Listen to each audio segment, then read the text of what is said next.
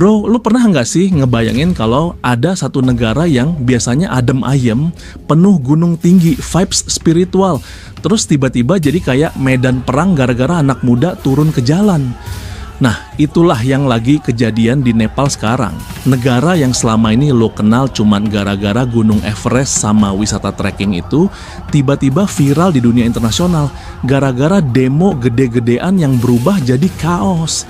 Lu bayangin aja men, parlemen mereka kebakar, rumah pejabat dihantam massa, bandara sampai ditutup, bahkan militer udah turun tangan buat ngehandle situasi. Ini beneran udah kayak film dokumenter politik campur drama distopia, tapi nyata adanya. Dan yang bikin makin mind-blowing, pelakunya bukan politisi senior atau kelompok radikal, tapi justru Gen Z anak muda kayak kita-kita juga, yang capek sama kondisi negaranya. Jadi kalau lu pikir demo di jalan itu cuma kerjaannya orang tua yang ngerti politik, lu salah besar men. Di Nepal justru bocah-bocah tongkrongan mereka yang lagi jadi pemain utama di panggung sejarah. Gue ceritain dikit latarnya biar lu paham kenapa bisa meledak gini. Awalnya tuh pemerintah Nepal bikin aturan ngawur, ngeblok semua media sosial kayak Facebook, YouTube, X alias Twitter sampai Instagram. Katanya sih alasannya demi stabilitas, biar nggak ada ujaran kebencian atau hoaks yang nyebar. Tapi ya lu tahu sendirilah, di zaman sekarang medsos tuh udah kayak nafas kedua anak muda. Lu blok medsos sama aja lu ngejepit leher mereka. Jadi wajar aja Gen Z Nepal ngamuk. Mereka ngerasa suaranya dibungkam, akses ke dunia luar diputus. Nah, dari situlah api kecil itu kebakar makin gede. Yang awalnya cuma protes soal medsos, lama-lama nyambung ke isu yang lebih serius. Korupsi, ekonomi yang amburadul, pengangguran yang numpuk, sama politisi tua yang nggak mau lengser. Jadi ini bukan cuma soal Facebook keblok doang, tapi udah nyentuh urat nadi kehidupan mereka sehari-hari. Lo bayangin aja di tengah dunia yang makin modern, anak-anak muda Nepal ngelihat masa depan mereka suram. Lulusan kampus susah cari kerja, sementara para pejabat malah sibuk ngurusin kepentingan sendiri. Lo ngerti kan vibes-nya, kayak lo lagi nongkrong, duit jajan habis, masa depan gak jelas, tapi orang-orang yang harusnya mikirin lo malah asik foya-foya. Jadi gak heran kalau mereka bilang, udah cukup, kita harus turun tangan sendiri. Dari situlah muncul gerakan yang mereka sebut Hami Nepal, artinya kami Nepal. Kayak tagline tongkrongan yang keren tapi berisi, mereka ngerasa inilah waktunya Gen Z ambil alih peran buat masa depan negaranya. Tapi lu tahu sendiri, demo yang awalnya damai itu biasanya gampang banget berubah jadi chaos kalau aparat ikut campur dengan cara kasar. Nah, itu juga yang kejadian di Kathmandu, ibu kota Nepal. Awalnya cuma orasi, nyanyi bareng, bawa poster, tapi begitu polisi mulai nembakin gas air mata dan peluru karet, suasana langsung panas. Massa balas ngelempar batu, ban dibakar di jalan, dan dalam hitungan jam suasana kota berubah jadi kayak battlefield. Ada gedung parlemen yang akhirnya dibakar, rumah pejabat dihantam, bahkan kantor media pun ikut jadi sasaran. Bukan cuman itu, curfew alias jam malam diberlakukan, tapi massa tetap nggak peduli. Dan lo tahu yang paling gila, Perdana Menteri mereka, KP Sharma Oli, akhirnya mundur. Bayangin men, satu gelombang demo Gen Z bisa bikin Perdana Menteri tumbang. Militer pun akhirnya turun tangan. Tank dan tentara bersenjata berat patroli di jalan-jalan Kathmandu. Lu kebayang nggak men, kota yang biasanya dipenuhi turis bule yang mau naik gunung, sekarang malah penuh tentara dengan senjata siap tembak. Turis asing panik, terutama turis dari India, karena banyak hotel yang kebakar, jalanan ditutup, bandara sempat lumpuh. Pemerintah India sampai ngeluarin imbauan ke warganya, jangan dulu pergi ke Nepal. Jadi situasi ini udah bukan masalah lokal lagi, tapi udah bikin geger se-Asia. Lo tahu nggak men, yang bikin unik dari demo Nepal ini tuh vibes-nya beda banget sama demo-demo di negara lain. Kalau biasanya demo dipimpin partai politik, organisasi massa, atau tokoh senior, di Nepal justru anak-anak muda yang baru lulus kuliah atau bahkan masih kuliah udah berani berdiri paling depan. Mereka bukan sekedar teriak-teriak tanpa arah, tapi mereka punya narasi yang jelas. lawan korupsi, tolak nepotisme, dan buka peluang buat masa depan yang lebih baik. Jadi bayangin aja, tongkrongan mereka bukan cuma ngomongin musik atau game, tapi serius ngebahas konstitusi, sistem pemerintahan, sampai soal lapangan kerja. Ini beneran kayak kalau anak tongkrongan di sini tiba-tiba serius ngomongin cara ngereformasi DPR. Agak absurd tapi juga inspiring karena bukti nyata bahwa generasi muda bisa jadi garda terdepan perubahan. Gua rasa ini yang bikin dunia luar pada kaget, kok bisa Gen Z yang selama ini dicap mager, rebahan, main TikTok doang, malah jadi motor penggerak gerakan politik terbesar di negaranya. Tapi di balik semua idealisme itu, jangan salah men, realitas di lapangan kejam banget. Lu bayangin aja di tengah semangat muda mereka, tiba-tiba harus berhadapan sama aparat yang pakai peluru beneran. Iya, bukan cuma peluru karet, tapi juga ada laporan aparat mulai nembakin peluru tajam ke arah massa. Akibatnya puluhan orang tewas, ratusan lainnya luka-luka. Buat Gen Z yang biasanya main game perang di HP atau PC, sekarang mereka ngerasain sendiri gimana rasanya temen di sebelah jatuh kena tembakan. Itu tragedi yang nggak akan hilang dari memori mereka. Gue jadi mikir, trauma kolektif kayak gini bisa jadi api yang makin gede buat nyalain semangat mereka, atau sebaliknya malah bikin mereka takut. Tapi ngelihat mereka tetap lanjut demo meski banyak korban, gue rasa mereka udah sampai level udah nggak peduli, yang penting suara kita kedengeran.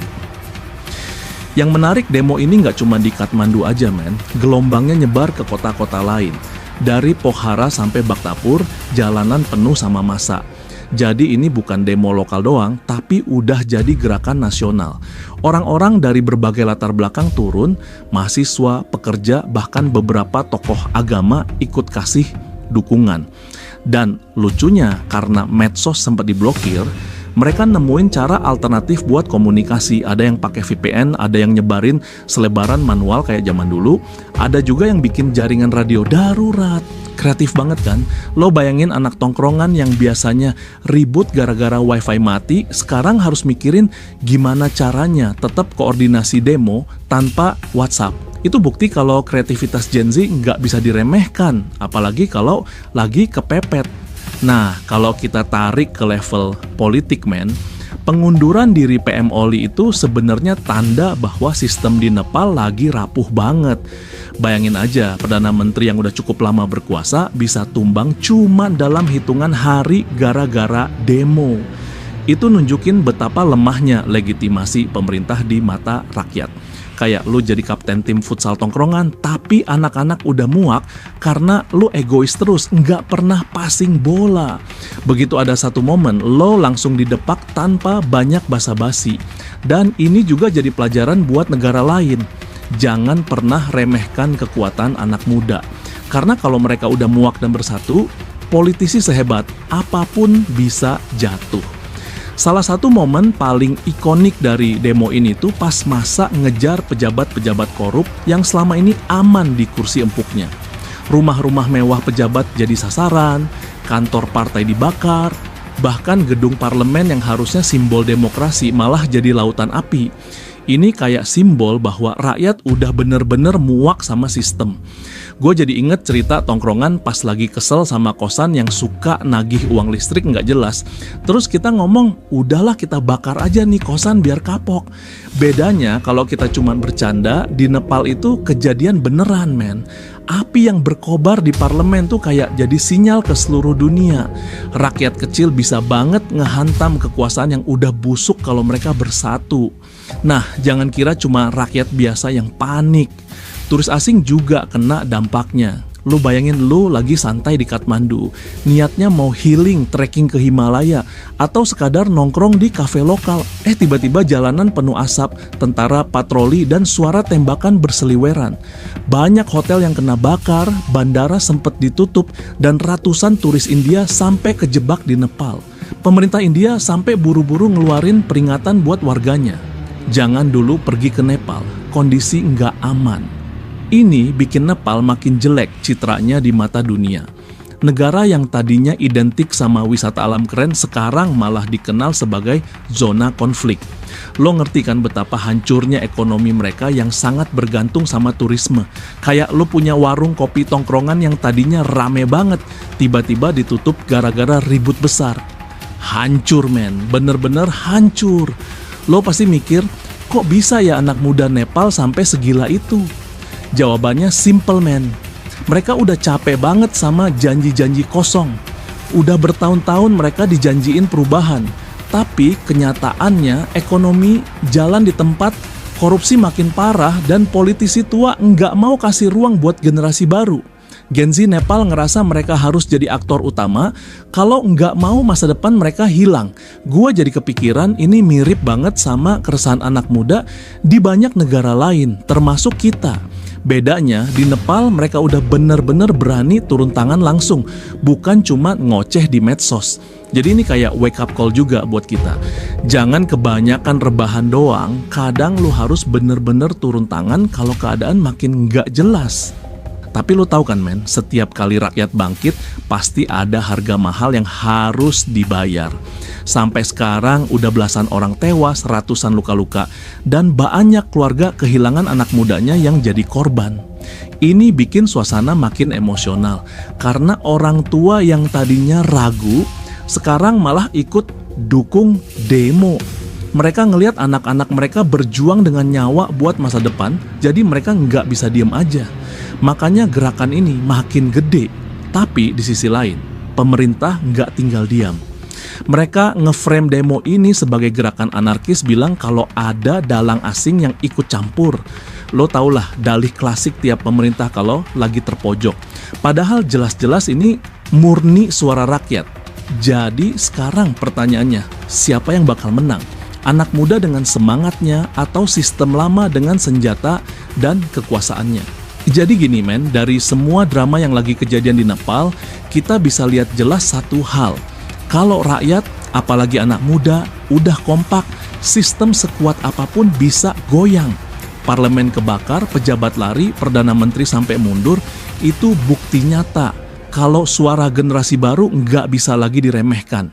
Tapi dibalik semua itu, ada harga mahal. Nyawa melayang, kota rusak, masa depan ekonomi jadi taruhan.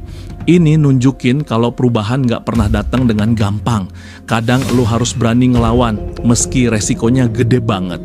Dan buat kita yang lagi nongkrong santai, cerita Nepal ini sebenarnya jadi kaca. Kita bisa ngelihat bayangan diri kita sendiri di situ.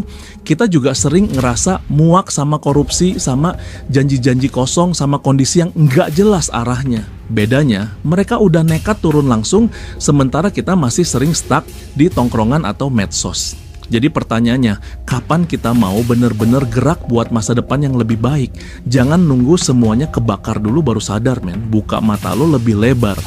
Jangan cuma jadi penonton yang kagum sama keberanian orang lain. Lo bisa mulai dari hal kecil, kayak peduli sama sekitar, berani speak up kalau ada yang salah. Dan jangan gampang dibodohin sama narasi penguasa. Kalau lo generasi muda, jangan cuman bangga jadi Gen Z karena keren di TikTok, tapi buktikan kalau lo bisa bikin perubahan nyata. Karena kalau Nepal aja bisa nunjukin kekuatan generasi mudanya, kenapa kita nggak bisa?